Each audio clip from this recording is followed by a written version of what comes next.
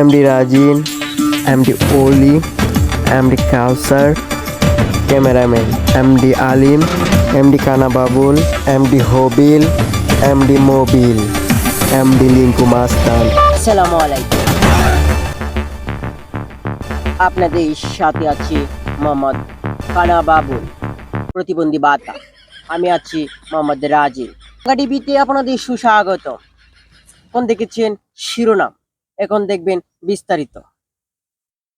এই মুহূর্তে জানা গেছে যে এক মানুষ লেফটিনে যেয়ে হাঁকতে হাঁকতে ওনার জীবন শেষ।